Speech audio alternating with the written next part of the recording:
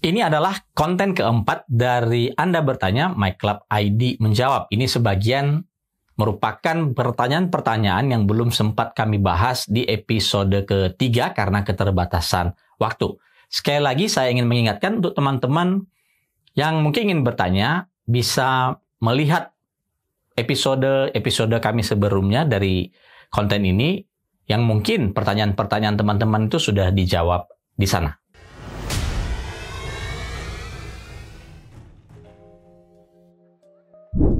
@Hakiki Maulana Fadila 7741.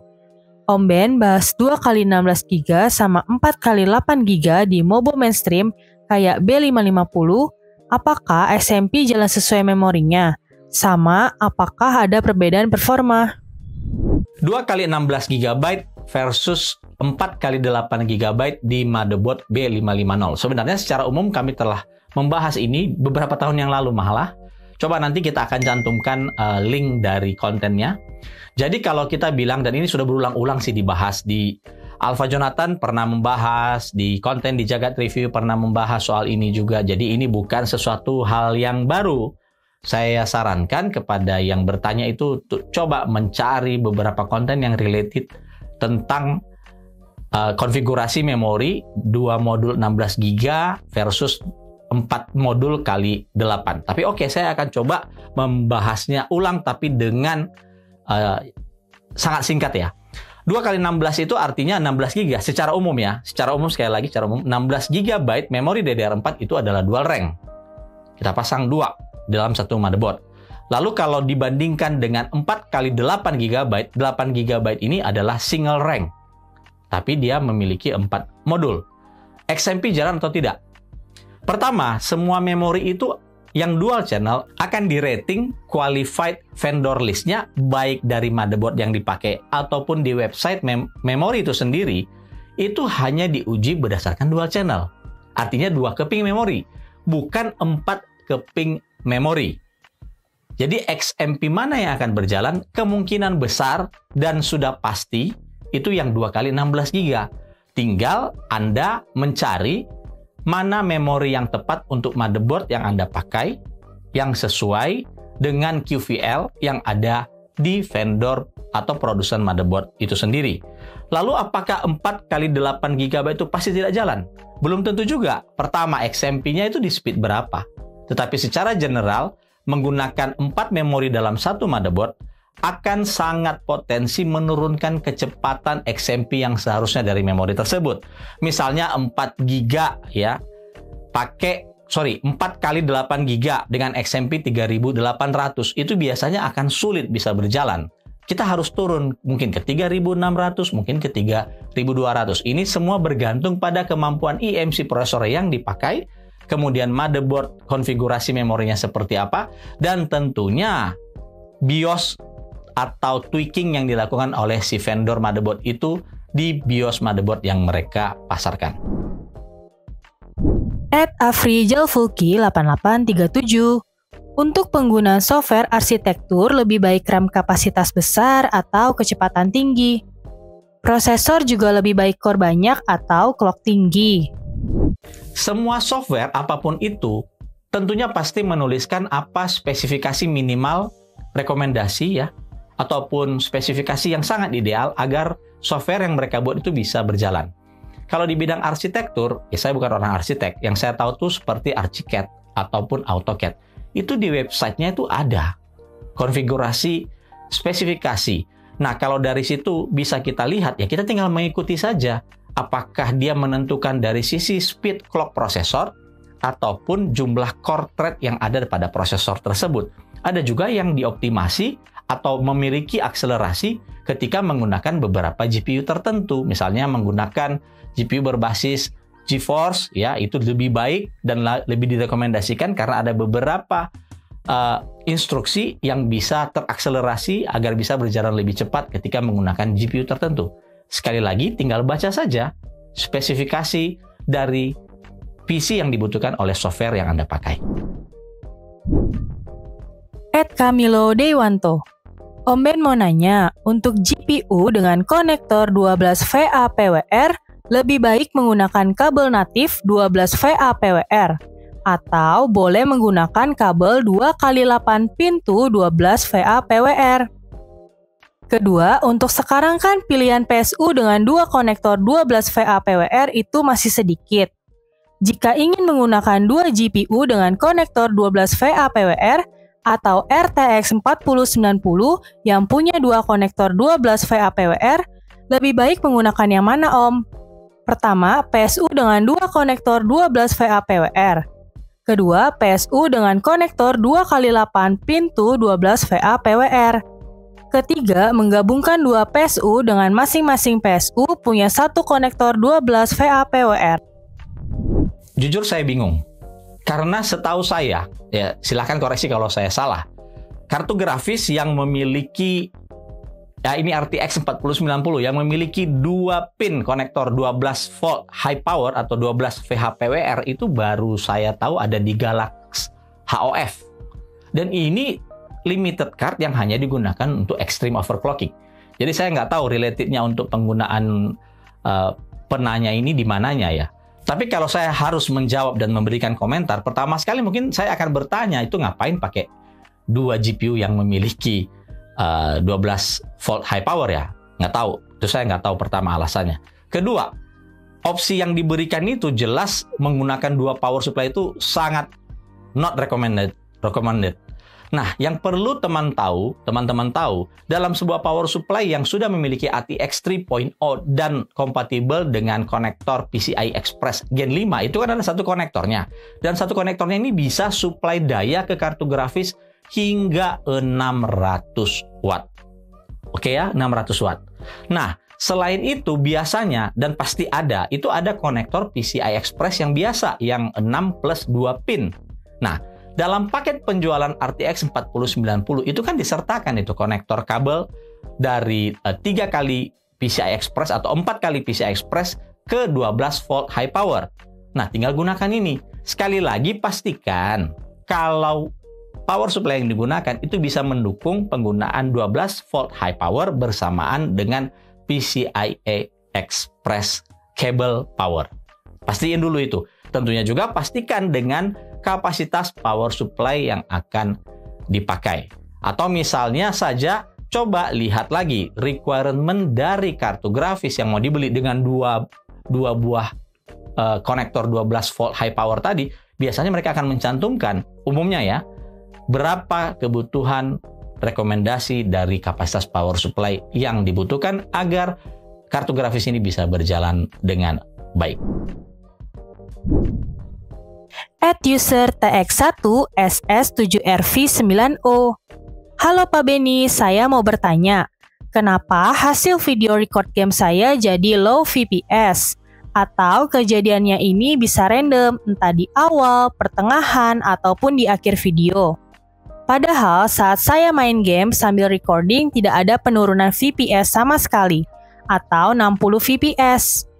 Saya memakai software AMD Adrenalin untuk recording gamenya, atau GPU RX 6600 XT. Saya sudah coba dengan aplikasi DDU atau Display Driver Uninstaller, lalu saya install driver AMD versi terbaru. Tapi hasilnya tetap saja tidak ada perubahan saat hasil recordnya, tetap turun low FPS atau random. Ini kan yang dipakai softwarenya hanya menggunakan Adrenalin. Apakah pernah dicoba dengan software lain? Kemudian apakah ketika menggunakan Adrenalin tersebut, settingan dari bitrate-nya itu sudah disetting? Ya biasanya dia digeser ke kanan itu supaya bitrate-nya lebih tinggi, itu akan menghasilkan kualitas yang lebih bagus dan tentunya juga kapasitasnya akan atau ukuran dari file yang direkam tersebut akan jauh lebih tinggi ya atau lebih besar. Lalu kemudian apakah output saat perekaman itu sama dengan gaming? Ya kadang-kadang ada yang pada settingan secara defaultnya itu berbeda. Jadi dipastikan dulu. @miktakun 2000. Dengan berkembangnya fitur-fitur baru pada prosesor generasi baru atau seperti Intel dengan NPU-nya atau Nvidia dengan AI Core, apakah masih relevan membeli produk-produk generasi lama seperti Intel Gen 13 ke bawah atau non-4000 series Nvidia GeForce? Sekali lagi, kembali lagi kebutuhan. Kalau teman-teman membutuhkan, dan itu bisa menunjang produktivitas, ya beli. Jadi kita jangan hanya ikut-ikutan melihat, oh yang lain pakai ini nih, pakai ini. Anda pakai nggak sih? Anda gunakan nggak untuk produktivitas atau menunjang berbagai kebutuhan Anda? Baik itu mungkin sebagai mahasiswa, baik itu sebagai pekerja misalnya untuk mencari penghasilan ya. Ya kalau nggak butuh, kenapa harus ikut-ikutan? Seperti saya misalnya. Saya sampai hari ini saya belum mengutilisasi AI segedemikian canggihnya ya. Saya baru belajar. Ya kalau dari sekolah 0 sampai 10, saya baru 0,5 kali belajarnya. Berarti saya belum butuh itu dong. Terus kenapa saya harus berpatokan pada orang lain yang sudah expert dan mereka mampu dan mereka membutuhkan saat ini, lalu saya harus meniru mereka gitu. Lebih baik mempelajari agar kita tidak melakukan investasi yang salah karena ya membutuhkan uang juga untuk membeli peralatan yang mendukung beberapa teknologi baru yang sedang in di market saat ini. Sekali lagi kembali ke kebutuhan, dan itu adalah kunci dari semua pertanyaan soal spesifikasi, soal ini bagaimana ke depannya sudah begini, itu semua kuncinya adalah di kebutuhan. Anda tidak butuh? Ya tidak usah. Ready perfectly. Om Ben mau tanya soal RAM. Ya sedikit paham dan sedikit bingung. Semisal kita mau pasang RAM konfigurasi quad channel, itu kita harus beli RAM yang memang tersedia penjualan langsung satu paket 4 RAM quad channel, apa bisa beli 2 pasang channel berbeda? Semisal seperti saya beli 4 RAM tapi dengan pembelian status 2 keping atau dual channel dan dipasangkan menjadi 4 slot di motherboard. Apakah itu berjalan status dual channel apa quad? Biasa produk-produk RAM ada yang nyantumin quad atau dual atau 2 atau 4 modul RAM secara langsung. Dan apakah ada perbedaan semisal memasang 4 RAM dengan modul konfigurasi jenis RAM berbeda antara quad channel dan dual channel? Kita samakan persepsi dulu ya. Yang dimaksud quad channel ini berbeda, mungkin pengertiannya dari pertanyaannya tadi saya sudah bisa lihat ini pengertiannya beda. Bukan berarti setiap motherboard yang memiliki 4 slot DIMM kemudian dipasang 4 memori itu akan berjalan quad channel. Tidak, sekali lagi tidak, big no. Kita harus lihat platform yang kita pakai itu apa. Kalau teman-teman menggunakan misalnya Intel desktop, Core i3, Core i5, Core i7, Core i9, ataupun Ryzen, yang bukan Threadripper ya, Ryzen, itu umumnya dual channel. Meskipun ada 4 slot memori pada motherboardnya, itu tidak berarti jalannya quad channel. Di website motherboardnya ada penjelasannya. Lalu, kalau quad channel apa? Contohnya, chipset X299 yang ada di Intel, atau X399 yang ada di AMD. Itu berjalan quad channel. Oke. Lalu apa yang lebih bagus kalau teman-teman yang pakai quad channel X299 misalnya atau X399, ya carilah motherboard yang dijual quad channel kit karena kompatibilitasnya akan lebih terjamin. Dan sekali lagi cocokkan dengan QVL yang ada di motherboard yang dipakai. Oke. Terus kalau beli dual channel 2 biji bisa jalan nggak quad channel? Bisa, tapi bisa sekali lagi, bisa jadi XMP-nya ada yang bermasalah. Bisa jadi ya, bisa jadi sekali lagi. Tergantung dari speed yang dibeli meskipun dia sama-sama identik, SKU-nya sama. Karena dia tidak dites dalam quad channel mode. Dia hanya dites dalam dual channel mode. @baby_magnum. Bisakah motherboard didesain untuk memilih lebih dari satu CPU? Sudah lama sekali ada motherboard yang bisa dengan dual prosesor. Ya, kami tampilkan di layar ini saat ini ada beberapa motherboard kategori server board itu yang memang bisa mendukung multiple prosesor, bukan multiple atau multi core ya, prosesor. Jadi prosesornya secara physically lebih dari satu. Kalau di Intel itu namanya Xeon Scalable Processor, kalau di AMD namanya AMD EPIC. Nah, ini mereka bisa mendukung lebih dari satu prosesor dalam satu motherboard dan digunakan untuk specific application, bukan untuk gaming ya. Ini biasanya untuk database ataupun pekerjaan-pekerjaan saintifik ataupun pengolahan sebuah data yang besar yang membutuhkan proses komputasi prosesor yang advance dan lebih rumit. Triana Stone 9288. Komponen dalam PSU apa saja yang harus diperhatikan, Pak? Misalnya saja kan ada jenis kapasitor dan caps itu, namun saya masih kurang paham dalam hal itu. Please deh, jangan overthinking. Ketika kita beli power supply, kita nggak tahu dalemannya, karena ketika kita mau bongkar power supply itu, otomatis garansinya sudah void. Cukup baca referensi yang ada. Dan kadang-kadang kita terlalu, power supply saya harus yang terbaik, tapi ketika melihat harganya ya langsung mundur. Ya mau yang terbaik ya, Anda mengesampingkan harga, ya pasti topologinya yang paling bagus, misalnya full bridge LLC dikombinasi dengan DC to DC di secondary topologi, menggunakan Japan kapasitor lah, menggunakan solid kapasitor lah, kabelnya berapa AWG itu. Jadi banyak sekali yang bisa kita bicarakan tentang kualitas power supply komponen. Ya, tetapi semua itu, dan saya pernah bahas di curhat tentang power supply, tidak menjamin juga bahwa power supply itu akan bagus. Kenapa? Karena umur power supply, keawetan power supply tergantung dari input, yaitu listrik dari PLN yang masuk ke power supply tersebut. Juga tergantung dari spesifikasi PC yang kita pakai. Kalau kebutuhan PC yang kita pakai kombinasinya itu sudah hampir mendekati 100% dari load si power supply atau spesifikasi dari si power supply maksimal ya umurnya akan lebih pendek karena semua komponen di dalamnya akan bekerja keras. Makanya selalu disarankan itu jangan pernah pelit untuk beli power supply dengan rating atau kapasitas yang tinggi ya. 2 kali lipat justru itu lebih baik. Karena komponen di dalamnya itu nggak akan terbebani load yang terus-menerus yang membuat komponen-komponen tadi jadi lebih cepat aus ataupun lebih cepat umur pakainya berakhir. Edwina Delawina Elda. Om mau bertanya, jika RAM DDR5 dipasang 4 slot, kenapa performanya malah menurun? Bentar. Performa turun. Kalau kebutuhan aplikasi yang memang membutuhkan kapasitas memori yang besar, ya nggak turun. Karena yang intinya dengan mempopulasi semua slot kan logiknya itu adalah kapasitasnya itu bertambah kan. Memang ada penaltinya di mana kecepatannya tidak akan secepat dari penggunaan 2 keping memori. Kenapa? Ya karena sudah pernah dijelaskan. Ada konten tentang DDR5 yang pernah kami tayangkan, kami pernah ulas. Nanti kita kasih juga linknya di sini. Di situ kami sudah pernah jelaskan bahwa dengan menggunakan 4 slot, itu beban ke IMC-nya akan lebih berat. Sehingga ada penalti pada kecepatan. Ya ibaratnya truk lah. Truk dengan beban 2 kali lipat, otomatis kecepatan truknya itu akan berkurang. Tidak bisa seperti ketika bebannya itu setengah dari apa yang dia jalankan sekarang. Misalnya beban maksimumnya 10 ton. Ya, maksimum 10 ton.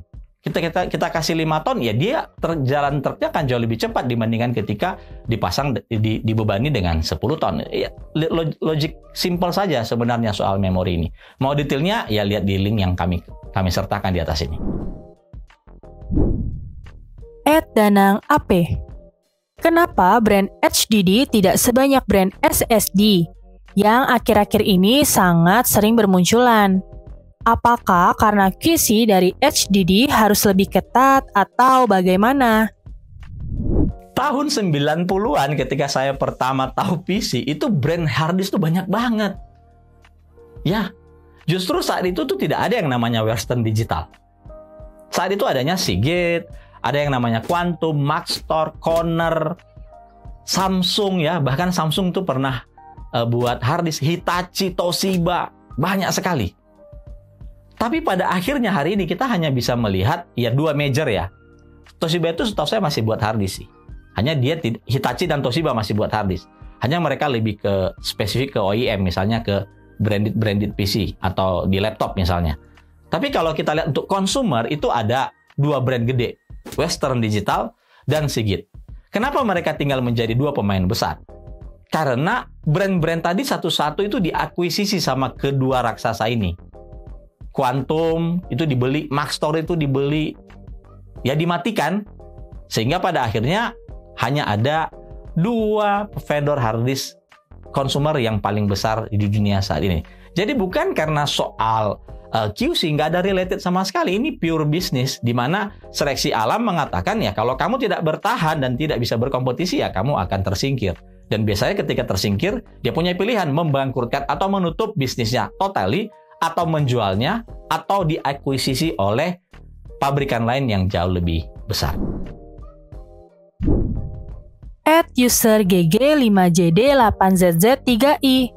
Pak Ben, jika menggunakan motherboard B760 untuk Intel Core K-series maupun non-K-series, apakah bisa melakukan undervolting atau mengubah power limit untuk menghemat daya dan menurunkan temperatur?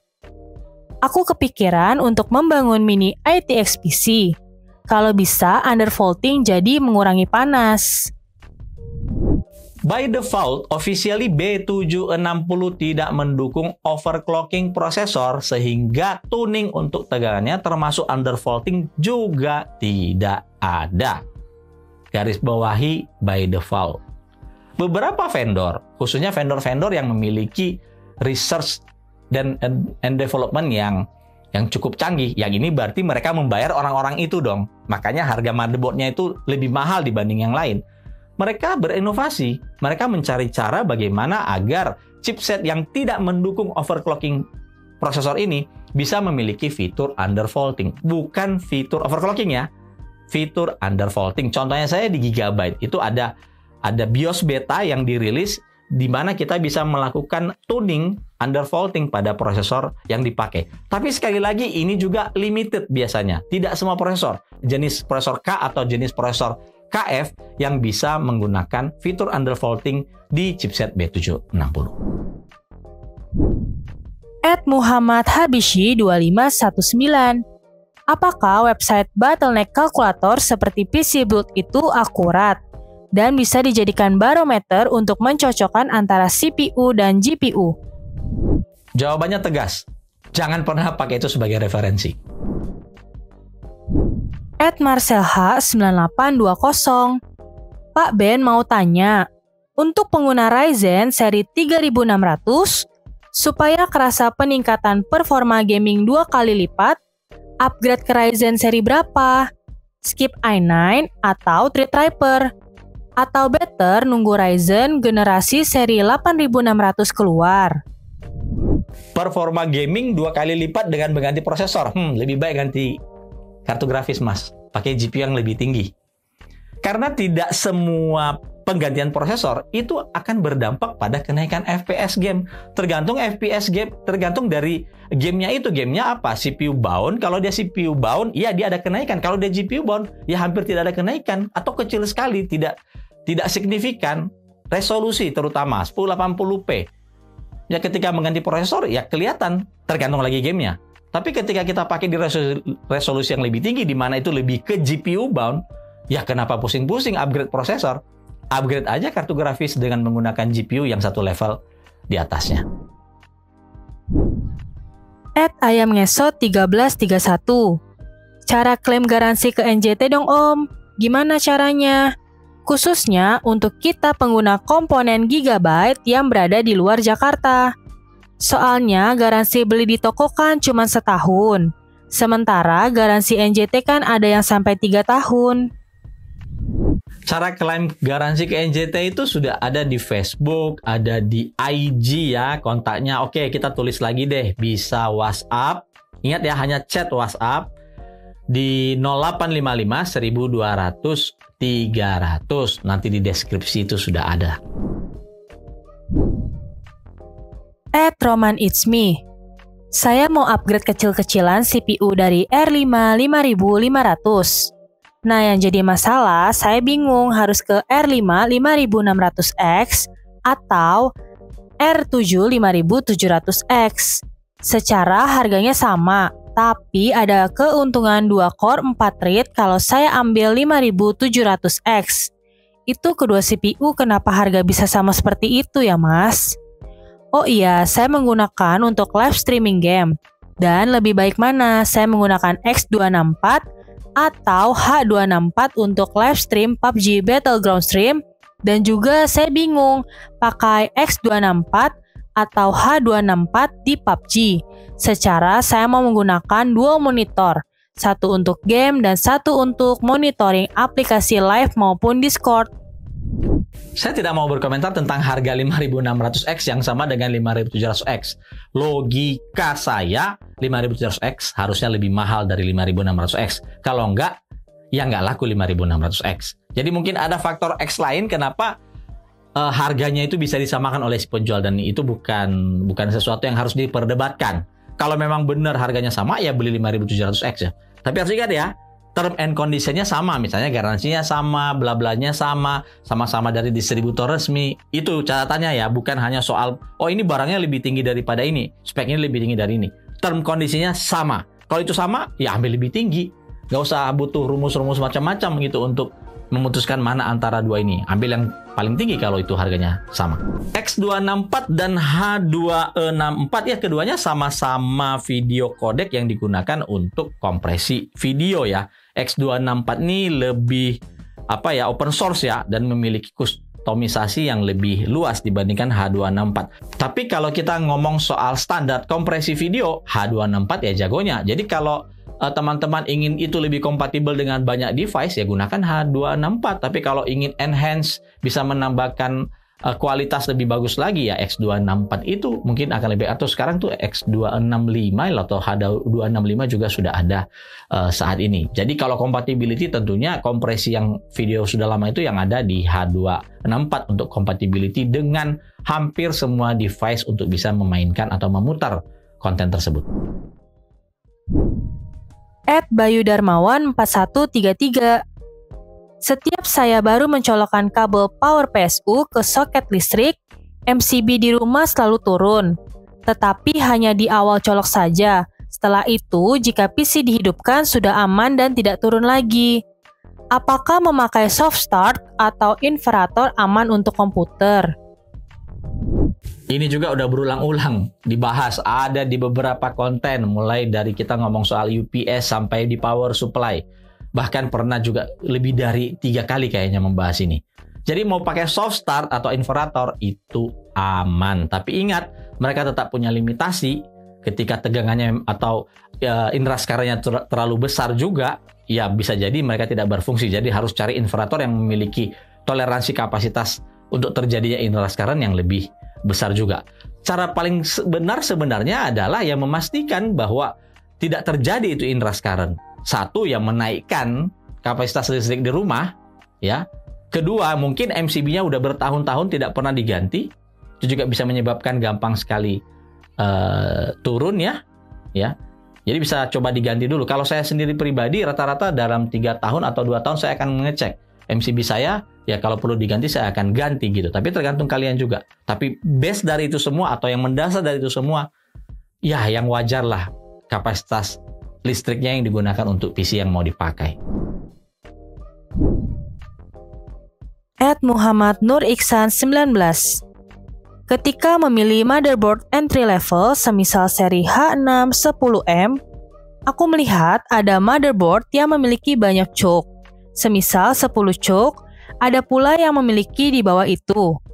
Bagaimana cara memilih motherboard di kelas entry dan mid, misal seri H dan B?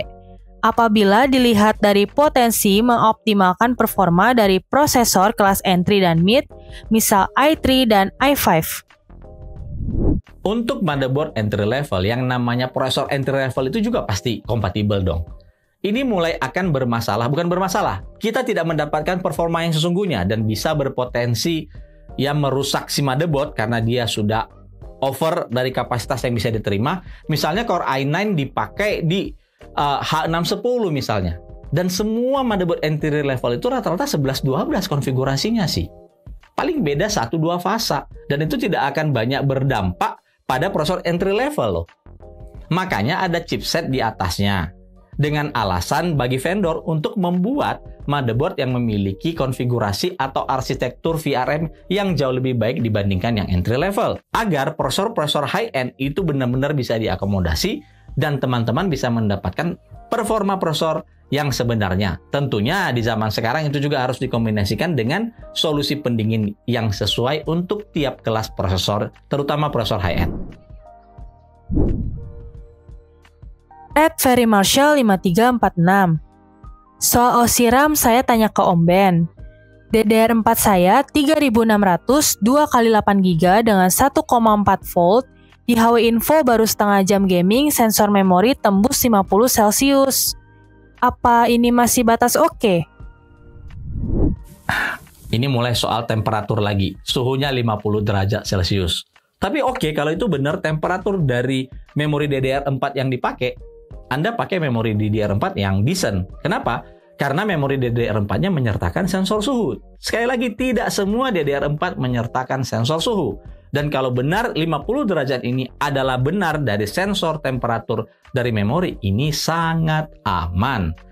T-junction untuk chipset DDR4 itu rata-rata di 90-95 derajat Celcius. Jadi masih jauh sekali. Nggak usah terlalu takut dengan angka 50 derajat Celcius di memori. For your information, DDR5 itu jauh lebih tinggi temperaturnya dibandingkan DDR4 ketika di-load secara intens ya, bukan hanya sekedar game. Misalnya menjalankan sebuah aplikasi yang memakan semua kapasitas memori atau yang mengutilisasi semua kapasitas memori yang ada. Ya contohnya memtest itu memakan semua ya, kalau kita set dia untuk all out ya semua memori akan dipenuhi dan ini akan berdampak pada kenaikan temperatur dari chipset atau si memori itu sendiri. @exorcise saga. Om Ben, tanya dong, apa benar jika kita pakai PCIe riser untuk VGA menjadi vertikal dalam jangka waktu lama bisa menyebabkan VGA bending atau bahkan konektor mobonya bending meski kita pakai PCIe? Ini saya nggak paham sih, logiknya dari mana sih? Kalau kita pakai PCI Racer, setahu saya PCI Racer yang benar itu punya pengunci. Dan di slot VGA yang ada di motherboard, itu umumnya di motherboard modern sekarang itu sudah ada penguncinya juga. Terus kalau itu bisa bending, ya berarti pemasangan kita ketika memasang VGA-nya menjadi vertikal dong.